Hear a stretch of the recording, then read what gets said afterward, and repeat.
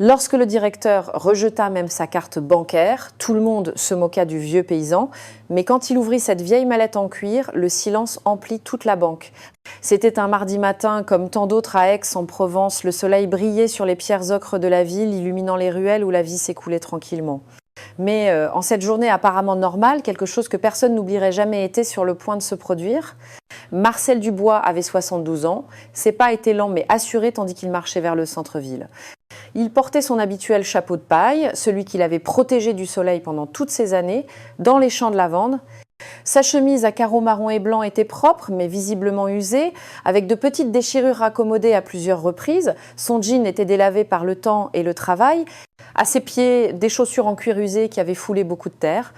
Dans ses mains rugueuses, marquées par des décennies de labeur, Marcel portait quelque chose de précieux, une vieille mallette en cuir marron. C'était pas une de ces mallettes modernes et élégantes, non. Celle-ci avait connu des jours meilleurs. Les bords étaient élimés, le cuir portait des éraflures et des taches, les boucles en métal étaient oxydées, mais Marcel la tenait avec soin, comme si elle contenait le trésor le plus important du monde. Quand il arriva devant la Banque centrale d'Aix en Provence, Marcel s'arrêta un instant. Le bâtiment était imposant, tout en verre et en acier moderne, luxueux. À travers les grandes baies vitrées, il pouvait voir l'intérieur. Des sols brillants qui reflétaient les lumières LED du plafond, des murs gris clair aux finitions élégantes, des ordinateurs de pointe sur chaque bureau. Marcel prit une profonde inspiration. Cet endroit semblait être un autre monde par rapport à sa petite ferme de campagne, mais il avait une raison importante d'être là, une raison qu'il avait attendue depuis longtemps. Il poussa la porte vitrée et entra. L'air conditionné le frappa immédiatement. À l'intérieur, il faisait froid, bien différent de la chaleur accueillante de sa maison. Ses yeux s'habituèrent à la lumière vive des lampes modernes. Il regarda autour de lui. Des clients bien habillés attendaient en file. Des employés en costume cravate travaillaient derrière des comptoirs blancs et immaculés. Il se sentit soudainement déplacé. Sa chemise à carreaux semblait trop simple, son chapeau de paille trop rustique, ses chaussures usées faisaient un bruit étrange sur le sol brillant. Mais Marcel n'était pas venu jusqu'ici pour abandonner. Il serra plus fort sa mallette et se dirigea vers le guichet principal. Là, 3 personnes l'observaient approcher. Au centre se trouvait un homme d'environ 35 ans, les cheveux noirs parfaitement coiffés, vêtu d'un costume gris foncé et d'une cravate rouge. Son badge doré brillait sur sa poitrine. Richard Leroy, directeur. À côté de lui, 2 jeunes femmes en tailleur coloré, l'une jaune et l'autre rouge, le regardaient avec des expressions difficiles à déchiffrer. « Bonjour », dit Marcel d'une voix calme et respectueuse en retirant son chapeau. « Je voudrais ouvrir un compte et faire un dépôt important. » Richard Leroy leva les yeux de son ordinateur. Son regard parcourut rapidement Marcel de la tête aux pieds. Le chapeau de paille dans la main rugueuse, la vieille chemise, le jean délavé, la mallette usée. Un sourire subtil apparut sur son visage. Ce n'était pas un sourire aimable. « Un dépôt important », répéta-t-il, d'un ton qui rendait les paroles de Marcel presque comiques. Les 2 assistantes échangèrent un regard. L'une d'elles mit la main devant sa bouche, comme pour cacher un petit rire. Marcel remarqua tout cela. Il vit le mépris dans leurs yeux, sentit le jugement silencieux, mais il resta droit, le dos raide. Sa dignité ne dépendait pas de ce qu'il portait ou de son apparence. « Oui », répondit-il simplement, « un dépôt important. » Il posa délicatement la vieille mallette sur le comptoir blanc et brillant. Le contraste était saisissant, le cuir usé et taché contre la surface immaculée et moderne. Richard regarda la mallette comme si c'était quelque chose de sale qui ne devrait pas être là. « Bien », dit le directeur en croisant les bras, « voyons vos papiers. » L'histoire de Marcel Dubois ne faisait que commencer, et personne dans cette banque ne pouvait imaginer ce qui allait se passer. Marcel sortit de la poche de sa chemise ses papiers d'identité. La carte était ancienne, les bords légèrement cornés. Il y avait aussi un justificatif de domicile et quelques feuilles attestant de son activité d'agriculteur désormais à la retraite. Richard Leroy prit les documents du bout des doigts comme s'il ne voulait pas trop les toucher. Il les regarda rapidement, puis les passa à l'une des assistantes. « Monsieur Dubois », dit-il en lisant le nom d'un ton froid, « je vois que vous êtes un agriculteur retraité. » « C'est exact, » répondit Marcel avec simplicité. « Et depuis combien de temps êtes-vous à la retraite ?» demanda le directeur en s'adossant à sa chaise avec un air de supériorité. « Depuis 5 ans. » Richard hocha lentement la tête comme s'il faisait des calculs dans sa tête. Les 2 assistantes continuaient d'observer Marcel avec ce regard qu'il connaissait bien. C'était le même regard qu'il avait vu tant de fois dans sa vie, celui de ceux qui pensent être meilleurs simplement parce qu'ils portent des vêtements coûteux. « Je vois », dit le directeur, « et quel serait le montant de ce dépôt important ?» La façon dont il prononça ces derniers mots montrait clairement ce qu'il pensait. Il ne croyait pas que Marcel ait quoi que ce soit de vraiment important à déposer. « Une somme considérable », répondit Marcel en gardant son calme. Richard se tourna vers les deux assistantes et sourit. Elles lui rendirent son sourire. Il était évident qu'elle retenait un rire. « Considérable », répéta le directeur. « Bien, monsieur Dubois, mais vous voyez, nous sommes la Banque centrale d'Aix en Provence. Nous gérons des opérations d'un certain niveau. Vous devez comprendre que nous avons des procédures précises. »« Je le comprends parfaitement, » dit Marcel. « Alors dites-moi, avez-vous un compte dans une autre banque ? Car vous voyez, pour ouvrir un compte ici et faire des dépôts importants, comme vous dites, nous devons vérifier votre situation financière. » Marcel hocha la tête, il s'attendait à cette question. Il glissa la main dans la poche arrière de son jean et sortit un vieux portefeuille en cuir sombre, encore plus usé que la mallette. Il l'ouvrit et en sortit une carte bancaire. La carte provenait d'un petit établissement rural, le Crédit Rural de Provence. Elle était rayée, le nom presque illisible à cause de l'usure. Richard prit la carte et l'observa comme un archéologue observerait une relique antique. Puis il éclata d'un rire qu'il ne prit même pas la peine de dissimuler. « Crédit Rural de Provence », dit-il à voix haute. « Je ne savais même pas que ça existait encore. » Les assistantes rirent ouvertement cette fois. Certains clients dans la file commencèrent à se retourner pour voir ce qui se passait. « C'est une banque sérieuse », dit Marcel d'une voix ferme mais sans colère. « Elle m'a bien servi pendant 40 ans. »« Oh, je n'en doute pas », dit Richard avec sarcasme. Mais comprenez, monsieur Dubois, ici nous sommes habitués à gérer des comptes d'un certain type. Des entrepreneurs, des professions libérales, des personnes avec des patrimoines significatifs. Il tapota sur son clavier devant lui, feignant de vérifier quelque chose. En réalité, il ne vérifiait rien, il prolongeait simplement la scène, s'amusant. Vous voyez, ce type de carte, continua-t-il, en agitant la carte de Marcel dans les airs, n'est pas vraiment ce que nous qualifierions d'adéquat pour les opérations que nous gérons ici. L'une des assistantes, celle en tailleur jaune, s'approcha du directeur et lui murmura quelque chose à l'oreille. Tous deux rirent. Marcel sentit ses joues rougir, mais pas de gêne. C'était la colère qui commençait à monter en lui, même s'il ne la montrait pas. Il avait travaillé honnêtement toute sa vie, avait payé chaque dette, chaque impôt, il ne devait rien à personne. Et maintenant, ces jeunes gens, avec leurs vêtements élégants et leurs sourires méprisants, le traitaient comme s'il n'était personne. D'autres clients regardaient maintenant la scène ouvertement. Certains semblaient agacés par le comportement du directeur, d'autres simplement curieux. « Peut-être, dit Richard en posant la carte bancaire sur le comptoir d'un geste presque théâtral, serait-il préférable que vous retourniez à votre banque rurale ?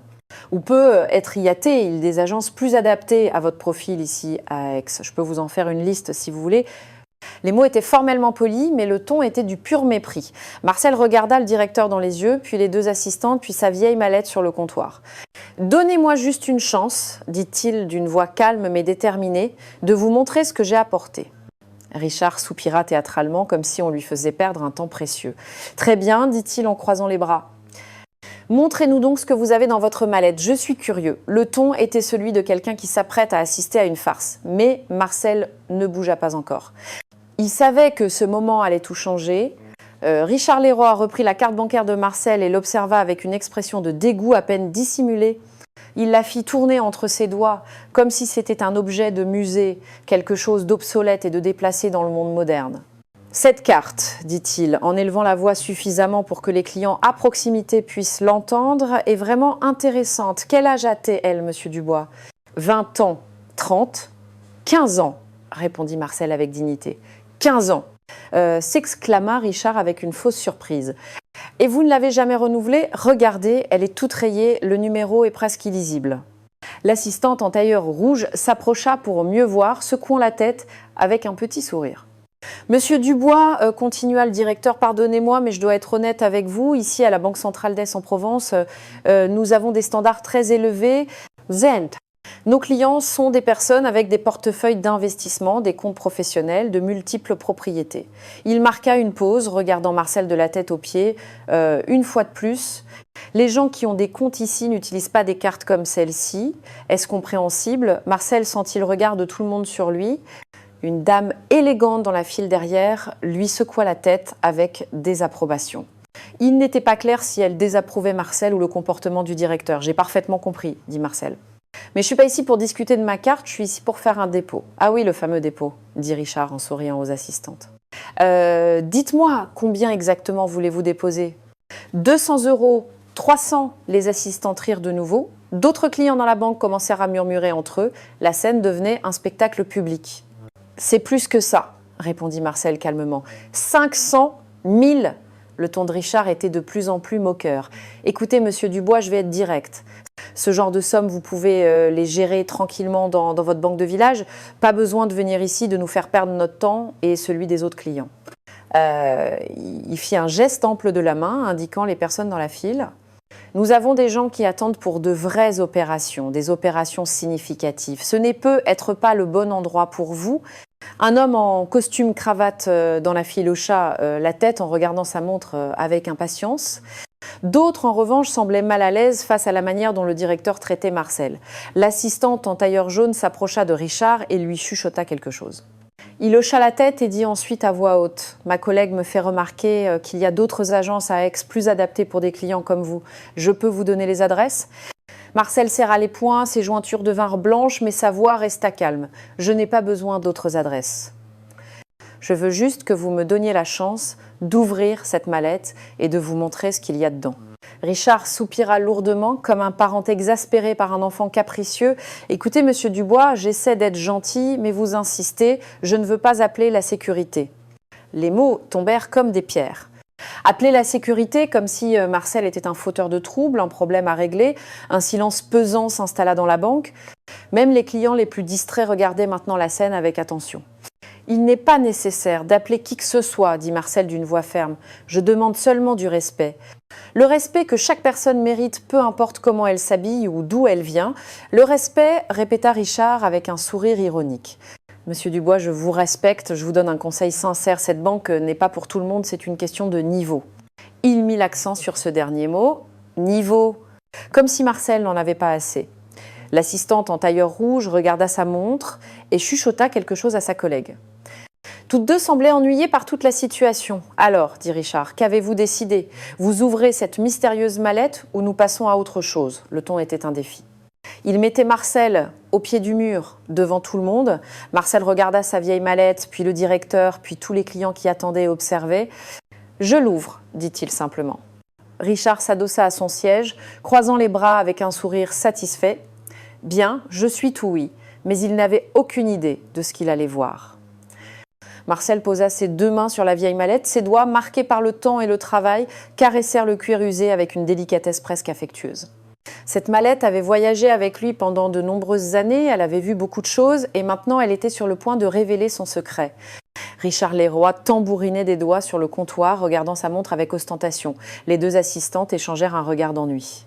L'une d'elles prit son téléphone et commença à vérifier quelque chose sur l'écran, comme si toute cette scène ne méritait même pas son attention complète. « Monsieur Dubois, dit le directeur avec impatience, nous avons d'autres clients qui attendent, si vous pouviez vous dépêcher, mais Marcel ne se pressa pas. » Ce moment méritait le respect, pas pour Richard, pas pour les assistantes, mais pour tout ce que cette mallette représentait. Les fermoirs métalliques étaient oxydés et rigides.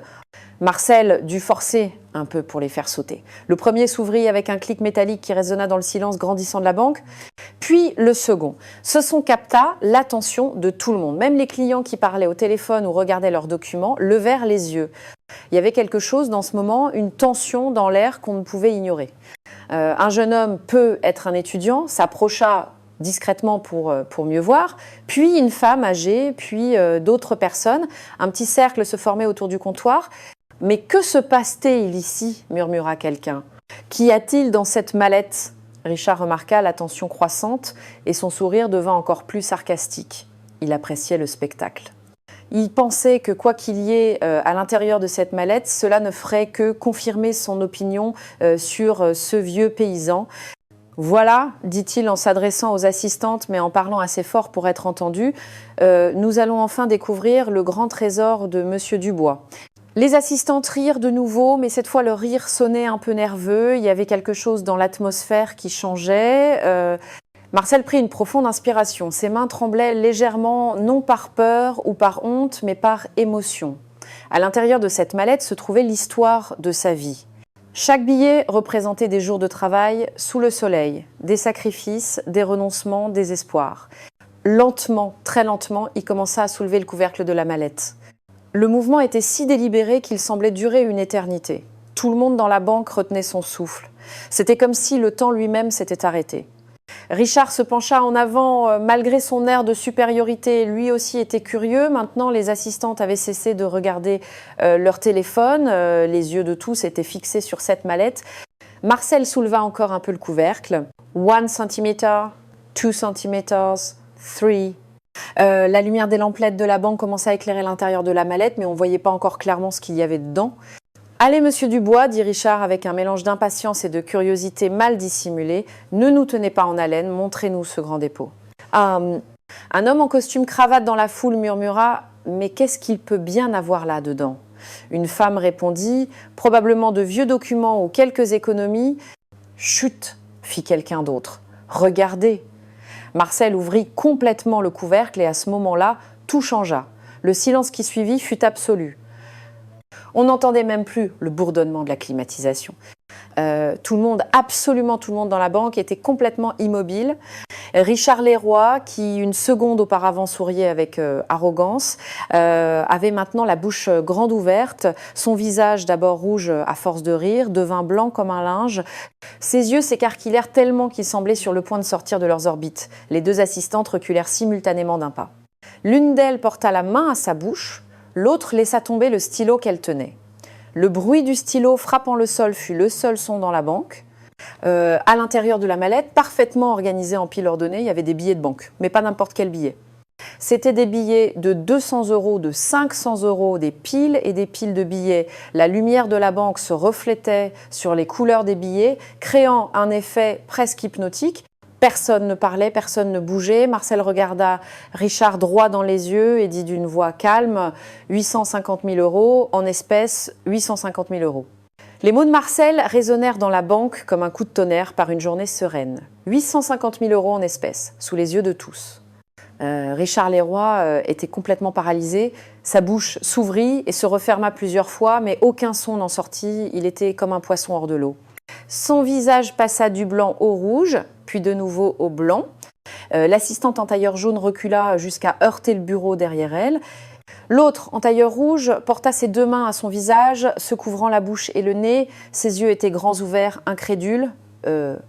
Balbutia Richard, mais les mots ne voulaient pas sortir.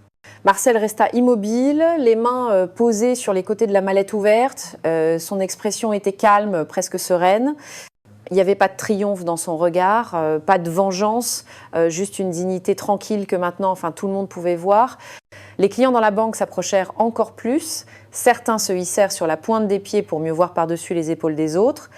Un murmure croissant commença à se répandre. « Mon Dieu, regarde tout cet argent. Ce n'est pas possible. Ils sont tous vrais. Mais qui est cet homme ?» Un monsieur âgé à la moustache blanche enleva ses lunettes, les nettoya et les remit comme pour s'assurer qu'il voyait bien. Une jeune femme sortit son téléphone, mais le rangea ensuite, réalisant que ce n'était peu, être pas approprié. Marcel parla de nouveau, avec la même voix calme et claire. « J'ai travaillé la terre pendant 42 ans, j'ai commencé à 15 ans dans les champs de mon père, puis quand il est mort, j'ai continué seul. J'ai toujours économisé, chaque mois, chaque année. Je n'ai jamais gaspillé un seul euro. » Richard cherchait encore ses mots. Ses mains tremblaient légèrement alors qu'il s'agrippait au bord du comptoir. « J'ai vendu ma propriété il y a 3 semaines, continua Marcel, 12 hectares de terre cultivée. Une bonne terre, fertile. L'acheteur a voulu payer en espèces. Tout a été fait légalement, tout a été documenté chez le notaire et j'ai accepté. » Il sortit de la poche de sa chemise quelques feuilles pliées.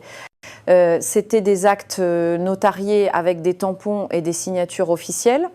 Il les posa sur le comptoir à côté de la mallette. « Voici les documents de la vente, tout est en règle. Chaque euro ici a été gagné honnêtement à la sueur de mon front.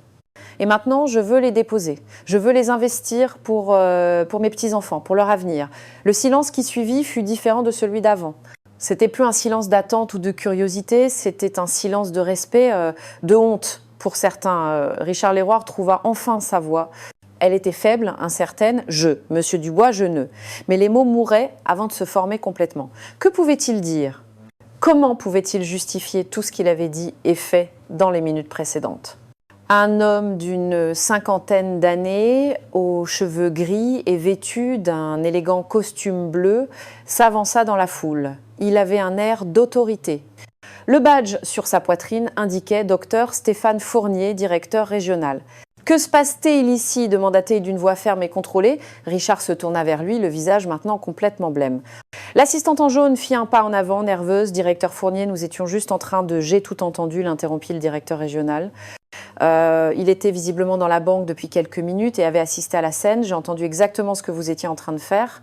Il s'approcha de Marcel et regarda à l'intérieur de la mallette, puis il regarda les documents sur le comptoir. Enfin, il regarda Marcel dans les yeux. « Monsieur Dubois, je m'appelle Stéphane Fournier. Je suis le directeur régional de cette banque et, au nom de la Banque centrale d'Aix-en-Provence, je vous présente mes excuses. » Les mots tombèrent comme des pierres. Des excuses simples, directes, nécessaires. Richard Leroy ferma les yeux. Il savait que sa carrière venait de prendre un tournant. Les assistantes baissèrent le regard, incapables de regarder Marcel. Et Marcel hocha simplement la tête, acceptant les excuses avec la même grâce qu'il avait enduré l'humiliation. « Je vous remercie », dit-il simplement. Le directeur régional se tourna vers Richard avec une expression qui ne promettait rien de bon. « Vous et moi, dit-il d'une voix glaciale, nous devons parler, immédiatement. » L'histoire était sur le point de prendre une tournure que personne n'oublierait. Richard Leroy tenta de se ressaisir, il se redressa, ajusta sa cravate rouge avec des mains qui tremblaient encore légèrement. Son visage avait retrouvé un peu de couleur, mais il était évident qu'il cherchait désespérément un moyen de sauver la situation. « Directeur Fournier, commença-t-il d'une voix qui se voulait professionnelle, je ne faisais que suivre les procédures standards de la banque. Vous savez comment ça fonctionne, nous devons vérifier. » « Silence, dit le directeur régional sans même le regarder, ses yeux étaient toujours fixés sur Marcel, nous parlerons plus tard. « D'abord, je veux m'assurer que M. Dubois reçoive le traitement qu'il mérite. » Il se tourna complètement vers Marcel et son ton changea, devenant respectueux et professionnel. « Monsieur Dubois, si vous me le permettez, je voudrais vous offrir notre service VIP. Nous avons un salon privé à l'étage où nous pourrons gérer votre opération avec la plus grande discrétion et le plus grand confort. Nous vous offrirons un café tout le temps dont vous aurez besoin. » Mais Marcel leva doucement la main, l'interrompant. « Je vous remercie, directeur Fournier, mais je préfère rester ici. » Le directeur régional parut surpris. « Vous êtes sûr, le salon VIP est beaucoup plus confortable et après ce qui s'est passé. »« J'en suis sûr, » dit Marcel fermement, mais sans dureté. « Vous voyez, je n'ai pas honte de qui je suis. Je n'ai pas honte de ma vie, de mon travail ou de mon apparence. Si je monte dans ce salon privé, cela pourrait donner l'impression que j'ai honte d'être vu. Et ce n'est pas le cas. » Il regarda autour de lui, vers tous les clients qui observaient encore la scène. « Je veux que tout le monde voie qu'un homme simple, un paysan, peut avoir la même dignité que n'importe qui d'autre. Que l'argent ne fait pas la personne, que le respect ne s'achète pas avec un costume coûteux. » Ces paroles tombèrent comme des gouttes d'eau sur une surface calme, créant des cercles de plus en plus larges. Certains clients hochèrent la tête. Une femme âgée s'essuya les yeux avec un mouchoir. Un jeune homme en veste de sport commença à applaudir doucement et bientôt d'autres se joignirent à lui. Les applaudissements grandirent, remplissant la banque. C'était pas un tonnerre d'applaudissements théâtral, mais un son sincère, ému. Marcel sentit les larmes lui piquer les yeux, mais il les retint. Il s'était promis il y a longtemps qu'il garderait toujours son sang-froid, quoi qu'il arrive. Le directeur Fournier sourit avec un respect sincère. « Je comprends, monsieur Dubois, et vous avez parfaitement raison. Alors, je vais demander à l'un de nos meilleurs agents de vous assister ici avec tout le professionnalisme que vous méritez. » Il fit un signe à un jeune employé qui observait depuis un des guichets latéraux. Le jeune homme s'approcha immédiatement avec une expression respectueuse. « Marc, dit le directeur régional, tu t'occuperas personnellement de monsieur Dubois, ouverture d'un compte premium, dépôt et toutes les options d'investissement que nous pouvons offrir. » « C'est clair ? » « Très clair, monsieur le directeur, répondit Marc avec un sourire aimable envers Marcel. Puis le directeur Fournier se tourna vers Richard Leroy, son regard se durcit immédiatement. « Vous, monsieur Leroy, venez avec moi, tout de suite. » Richard ouvrit la bouche pour protester, mais les mots moururent dans sa gorge quand il vit l'expression de son supérieur. Il hocha faiblement la tête et commença à le suivre. Les deux assistantes restèrent immobiles, ne sachant que faire. Le directeur Fournier s'arrêta et se tourna vers elle. « Vous deux aussi, je veux vous parler. » L'assistante en jaune devint blême, celle en rouge se mordit la lèvre, les yeux brillants. Toutes deux suivirent le directeur et Richard vers les bureaux à l'arrière. Avant de disparaître derrière une porte, le directeur Fournier se tourna une dernière fois vers Marcel. « Monsieur Dubois, encore une fois, mes plus sincères excuses. Ce qui s'est passé aujourd'hui est inacceptable. Je vous assure que nous prendrons des mesures. » Marcel hocha simplement la tête. Il n'y avait pas besoin de plus de mots. Quand la porte se referma derrière Richard et les assistantes, un murmure de conversation remplit la banque. Les clients parlaient entre eux, commentant ce qu'ils venaient de voir. « Je n'arrive pas à croire comment ils l'ont traité. Ce directeur était si arrogant. Il a bien fait de rester ici. Quelle dignité. Marc, le jeune employé, sourit à Marcel. « Monsieur Dubois, je suis honoré de vous assister. Commençons. » Marcel regarda sa mallette ouverte. Puis le jeune homme en face de lui. Il voyait du respect dans ses yeux, un respect vrai, pas le respect fin que Richard aurait montré maintenant après avoir vu l'argent. Commençons, dit Marcel.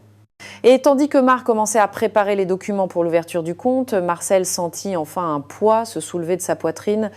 C'était pas le poids de l'argent ou de la responsabilité, c'était le poids d'avoir été vu, vraiment vu. Pas comme un vieux paysan insignifiant, mais comme un homme avec une histoire, une dignité, une valeur. Et ça, Marcel le savait, ça n'avait pas de prix. Marc se mit au travail avec efficacité et respect. Ses mouvements étaient précis alors qu'il préparait les documents pour l'ouverture du compte. De temps en temps, il regardait Marcel avec un sourire aimable, comme pour dire « vous êtes entre de bonnes mains ». Monsieur Dubois, dit Marc en tapant sur son ordinateur, avec un dépôt de cette importance, nous pouvons vous offrir plusieurs options.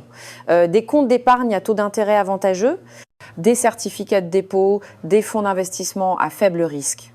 Marcel écoutait attentivement. Il n'était pas un homme de finance, mais il était intelligent. Il avait géré une ferme pendant des décennies et savait comment fonctionnait la planification à long terme. « Je veux quelque chose de sûr, dit-il. Je ne suis pas ici pour devenir plus riche.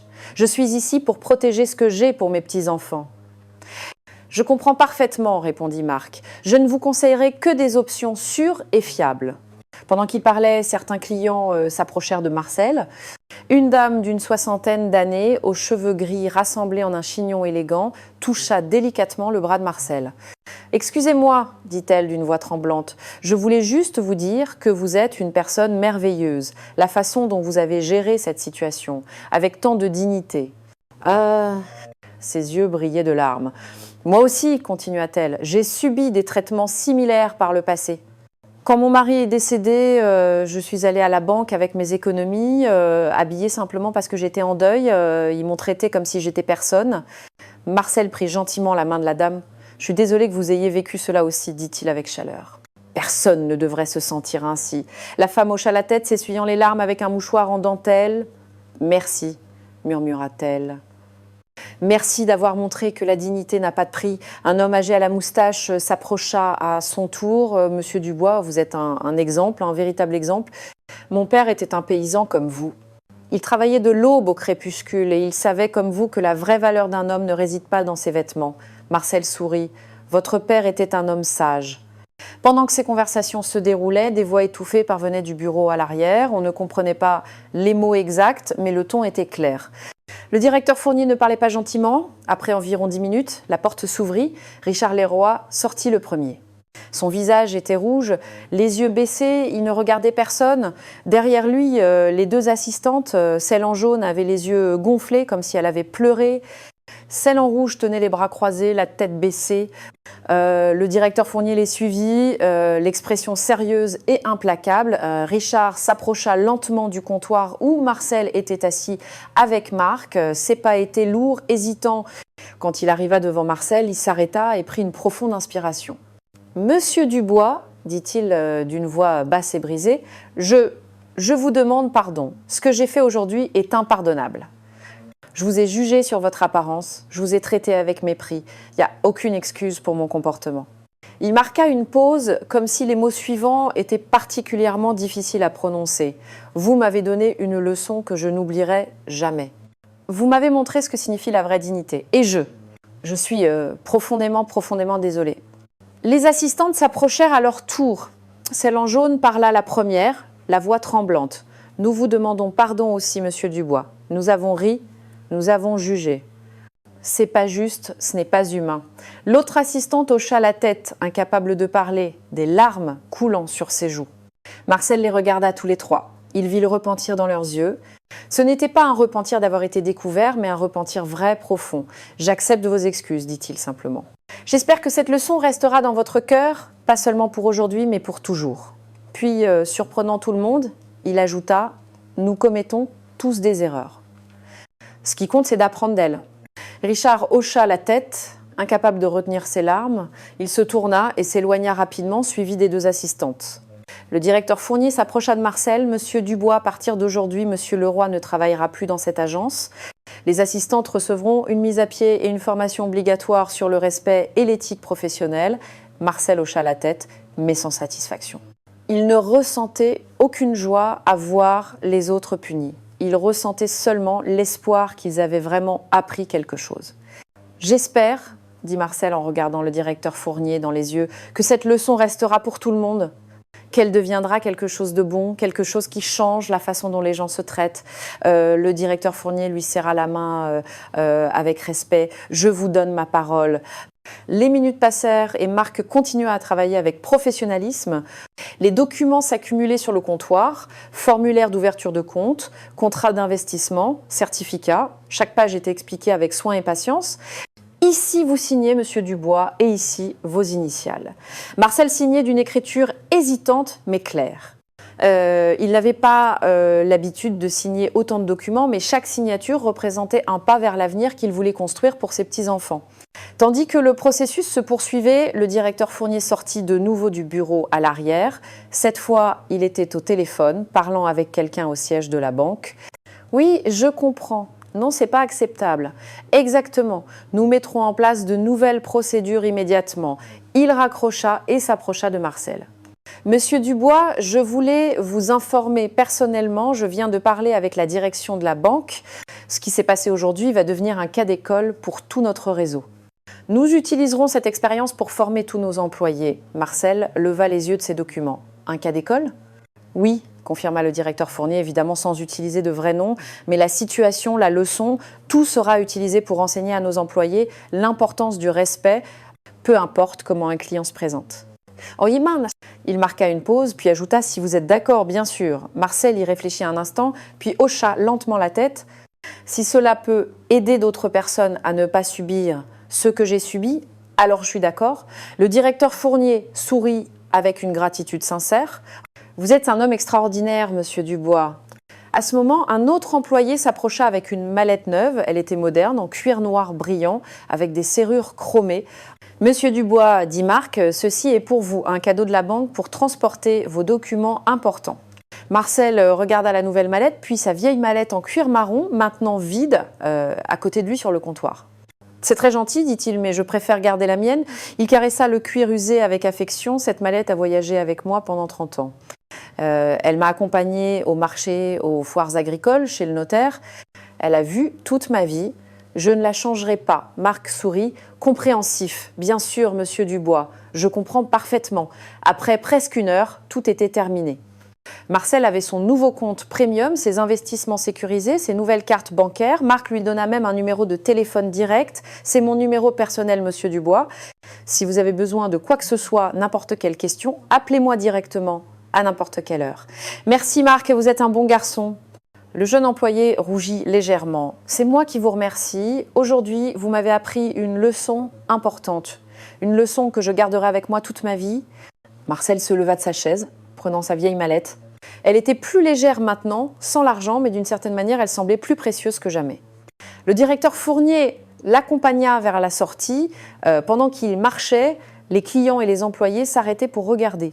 Certains hochaient la tête avec respect, d'autres souriaient. « Monsieur Dubois, dit le directeur Fournier lorsqu'ils arrivèrent à la porte vitrée, cette banque est honorée de vous avoir comme client. Et personnellement, je suis honorée de vous avoir rencontré. » Marcel serra la main du directeur.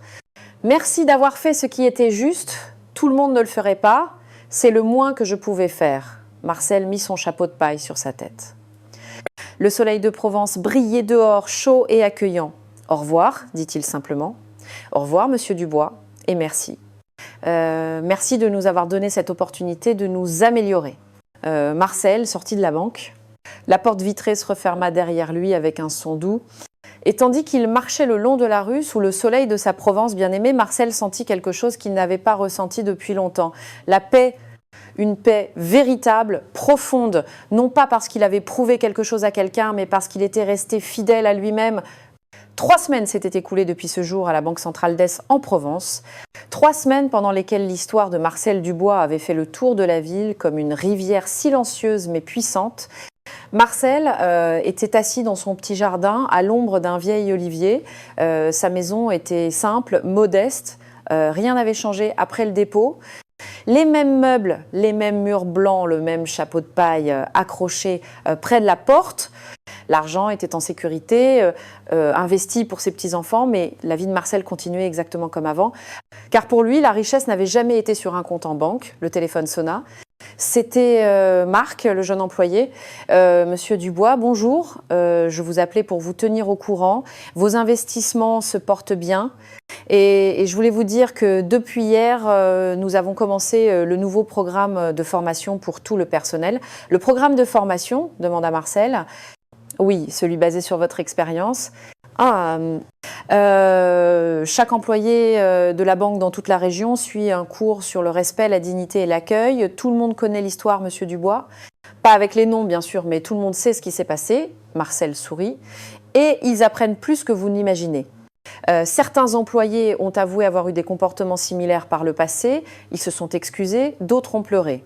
Ça a été une transformation. J'en suis content, Marc. Très content. Après avoir accroché, Marcel resta regarder le ciel bleu de Provence, la ville qu'il aimait, la terre où il avait travaillé toute sa vie.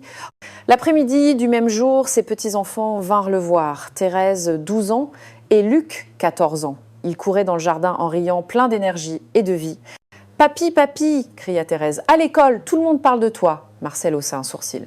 « De moi ? Et que disent-ils ? Que tu as donné une leçon à des méchants dans une banque ?» dit Luc avec des yeux brillants. « C'est vrai, papy, c'est vraiment arrivé ?» Marcel fit asseoir ses petits-enfants à côté de lui. Il s'est passé quelque chose, oui. Mais il n'y avait pas de méchants, Luc. Il y avait juste des gens qui ont fait une erreur. Une grosse erreur, mais une erreur quand même. « Et qu'est-ce que tu as fait ?» demanda Thérèse. « J'ai gardé ma dignité. » Je leur ai montré qu'il ne faut jamais juger les gens sur leur apparence. Que chaque personne mérite le respect, toujours. Même s'ils sont pauvres, demanda Luc. Même s'ils sont pauvres, même s'ils sont riches, même s'ils sont différents de nous, toujours. Thérèse serra son grand-père dans ses bras. « Je veux être comme toi quand je serai grande. » Marcel lui caressa les cheveux. « Alors, souviens-toi de cette leçon. La valeur d'une personne ne réside pas dans ce qu'elle possède, mais dans la façon dont elle traite les autres. » Ce soir-là, alors que le soleil se couchait sur la Provence, teintant le ciel d'orange et de rose, Marcel pensa à tout ce qui s'était passé. Il pensa à Richard Leroy. Il se demandait où il était maintenant, ce qu'il faisait. Il espérait qu'il avait vraiment appris la leçon, qu'il était devenu une meilleure personne. Il pensa aux 2 assistantes. Il espérait que leur repentir était sincère, qu'elles avaient vraiment compris. Il pensa à Marc, au directeur Fournier, tous ses clients qu'il avait embrassés et remerciés ce jour-là. Mais surtout, il pensa à toutes les personnes qui, en ce moment même, quelque part dans le monde, subissaient la même humiliation qu'il avait subie. Des personnes jugées pour leur apparence, pour leurs vêtements, pour leur origine. Et il espérait de tout son cœur que son histoire pourrait les atteindre aussi, leur donner de la force, leur rappeler que la dignité ne s'achète ni ne se vend, que la dignité est quelque chose que l'on porte en soi, toujours. Marcel Dubois continua à vivre sa vie simple en Provence. Aucun luxe, aucun changement extérieur, mais à l'intérieur de lui et dans le cœur de beaucoup d'autres, quelque chose avait changé pour toujours. Une leçon avait été apprise, une leçon qui ne serait jamais oubliée. 6 mois après ce mardi qui avait tout changé, Marcel Dubois marchait dans les rues d'Est en Provence avec la même sérénité que toujours. Son chapeau de paille, sa chemise à carreaux, ses chaussures usées, rien n'avait changé dans son apparence et cela ne changerait jamais. En passant devant la Banque Centrale, il s'arrêta un instant. Il regarda à travers les baies vitrées. Il vit des clients de toutes sortes, élégants et simples, jeunes et vieux, riches et modestes. Et il vit les employés les traiter tous avec le même respect. Un sourire subtil apparut sur son visage. Peut-être que quelque chose avait vraiment changé. Marc le vit de la fenêtre et sortit en courant. « Monsieur Dubois, quel plaisir de vous voir. Entrez, s'il vous plaît. »« Non, merci Marc, je ne faisais que passer. Comment va tout ?»« Merveilleusement bien. » Et vous savez quelle est la plus belle chose ? Chaque nouvel employé qui est embauché écoute l'histoire de ce jour-là, pas comme un avertissement, mais comme une inspiration. Comme un rappel de ce que signifie vraiment servir les gens, Marcel hocha la tête, ému, je suis heureux de l'entendre. Et Monsieur Leroy commença Marc, puis il s'arrêta, ne sachant s'il devait continuer. Oui, l'encouragea Marcel. Il travaille dans une autre agence maintenant dans un petit village loin d'ici, mais j'ai entendu dire qu'il a changé. Qu'il traite chaque client comme s'il était la personne la plus importante du monde. Il dit toujours aux nouveaux collègues, ne faites jamais l'erreur que j'ai faite. Marcel sentit son cœur se réchauffer. Alors, il a vraiment appris. J'en suis content pour lui. Ce soir-là, à la maison, Marcel ouvrit sa vieille mallette en cuir.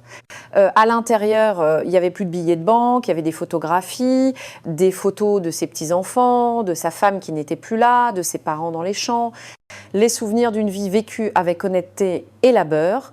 Il toucha le cuir usé. Cette mallette avait contenu sa vie. D'abord, les économies de 40 ans, maintenant les souvenirs de 70 ans. Et d'une certaine manière, les souvenirs valaient encore plus. Il ferma les yeux et repensa à ce jour à la banque. Au mépris dans les yeux de Richard, au rire des assistantes, à l'humiliation. Mais ensuite, il repensa aussi au silence quand il avait ouvert la mallette, aux applaudissements des clients, aux larmes de cette dame qui avait partagé son histoire à la poignée de main du directeur Fournier. Et il comprit que tout cela avait servi à quelque chose. Chaque moment douleur avait conduit à une leçon qui continuait maintenant à se propager comme des ondes sur un lac. La vérité était simple mais puissante. La vraie valeur d'une personne ne se mesure jamais à l'argent. Elle ne se voit pas dans les vêtements, ne se lit pas dans les titres ou les comptes en banque. La vraie valeur se voit dans le caractère, dans la façon dont on traite les autres quand personne ne regarde, dans le respect que l'on offre même à ceux qui ne peuvent rien vous donner en retour. Marcel Dubois avait démontré cette valeur ce jour-là, non avec colère ou vengeance, mais avec une dignité silencieuse et une grâce. Et cette leçon, ce moment de vérité, continuerait à vivre bien au-delà de lui. Dans les salles de formation de la banque, dans le cœur des gens qu'il avait vus, dans les récits qui se transmettaient dans les maisons de Provence, mais surtout dans le cœur de ces petits-enfants qui grandissaient en sachant que la vraie richesse ne s'achète pas. Elle se conquiert jour après jour, choix après choix, en traitant chaque personne avec dignité, en vivant avec honnêteté, en gardant la tête haute, non par orgueil, mais par respect pour soi-même. Marcel regarda par la fenêtre les étoiles briller sur la Provence et il sourit car il savait que le vrai trésor n'avait jamais été dans la mallette. Il avait toujours été à l'intérieur de lui. Cette histoire vous a touché au cœur ? Alors, j'ai une petite faveur à vous demander. Cliquez sur le pouce levé, ce j'aime signifie tellement pour nous. Et surtout, laissez un commentaire. Dites-moi ce qui vous a le plus marqué dans cette histoire. Vos mots nous donnent la force de créer plus d'histoires émouvantes comme celle-ci. Chaque j'aime, chaque commentaire nous aide à aller de l'avant, à raconter plus d'histoires d'espoir, de force et d'amour qui triomphent de tout. Du fond du cœur, merci d'avoir écouté cette histoire, merci d'être là, rendez-vous à la prochaine histoire.